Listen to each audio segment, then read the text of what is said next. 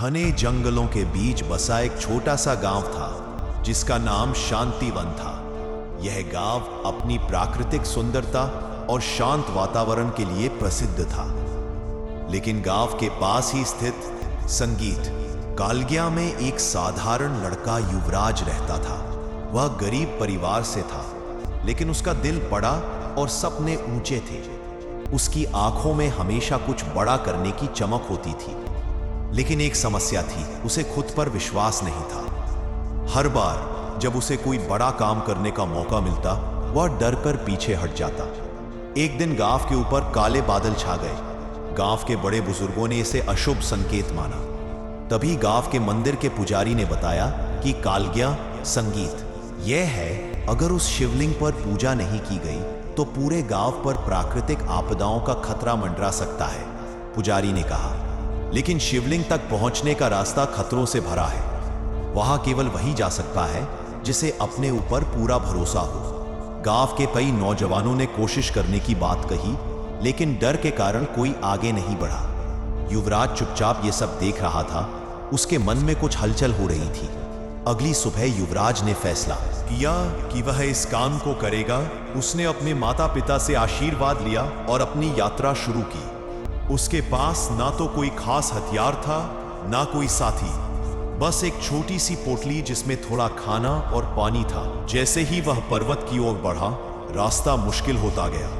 घने जंगल, तेज हवाएं और अजीब अजीब आवाजें उसे डराने लगी। लेकिन वह हर कदम पर खुद को समझता था, मैं इसे कर सकता हूं। रास्ते में युवराज को पहली चुनौती मिली।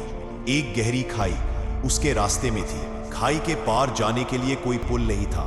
उसने चारों ओर देखा तो उसे एक पेड़ का तना मिला। उसने अपनी ताकत से उस तने को खाई पर रखा और सावधानी से पार किया।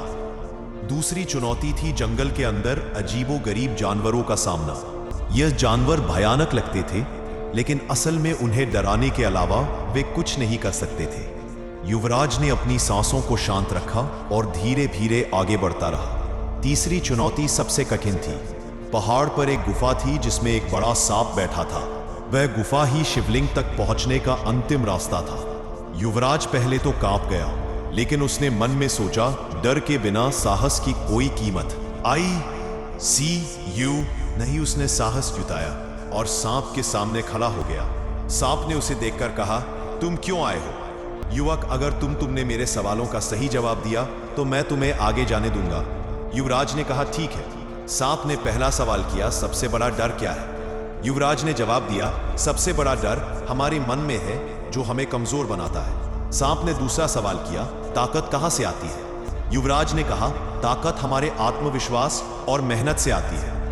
आखिरी सवाल था, क्या तुम इस यात्रा में सफल हो? युवराज ने दृढ़ता से कहा, हां, क्योंकि मैंने अपनी शक्ति को पहचान लिया है। सांप मुस्कुराया और रास्ता दे दिया।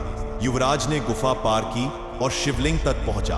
उसने श्रद्धा से पूजा की और गांव की सुरक्षा के लिए प्रार्थना की। जैसे ही उसने पूजा पूरी की, चारों ओर उजाला छा गया। कालगिया लौटा तो सभी ने उसका स्वागत किया।